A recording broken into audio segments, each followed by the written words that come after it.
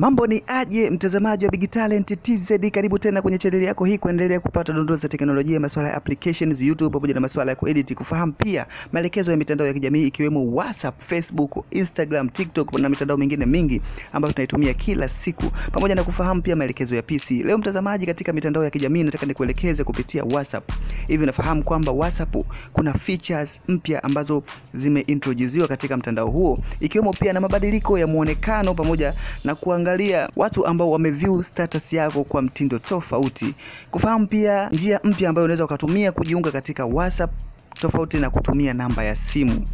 Ukiingia katika WhatsApp account yako, kama umeupdate status tayari, ukienda sehemu ya status hapo, baada ya kuwa katika sehemu ya menu ya WhatsApp, ingia katika sehemu ambako umeupdate hiyo status yako.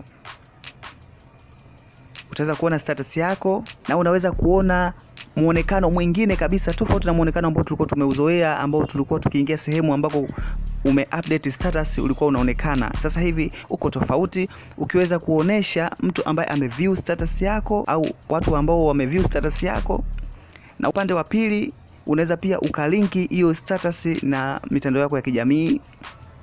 Ukibonyeza sehemu ambako watu wameview hiyo status yako, unaweza pia ukawaona na unaweza pia ukawatumia message. Kwa juu pia unaweza ukaonyeshwa idadi pia pamoja na mitandao ya kijamii ambayo unaweza ukashare hiyo status yako. Kwa hiyo kuna utofauti mkubwa ambao umetokea katika sehemu hii hapa katika WhatsApp, kama umeupdate status na kuona watu ambao wameview hiyo status yako. Kama hii haijatokea katika simu yako, basi unaweza ukaupdate hiyo WhatsApp yako na ukaweza kuona muonekano huu mpya katika WhatsApp.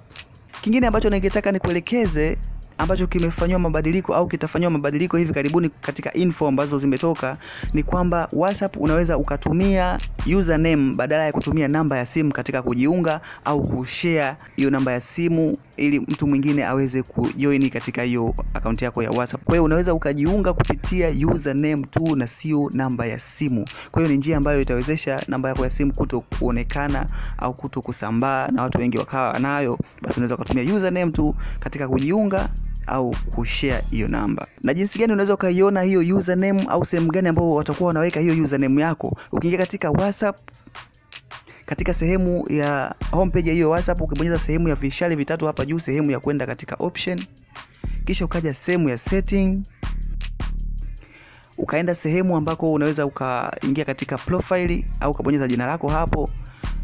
Katika editing ya hiyo WhatsApp yako hapa, utaweza kuona username ikiwa imeandikwa eneo hili hapa. Kwa hiyo username yako itakuwa ikikaa hapo. Pindi tu ambapo itakuwa mabadiliko ya kuweka username yataanza kutumika, basi username yako itakuwa ikionekana katika eneo hili hapa.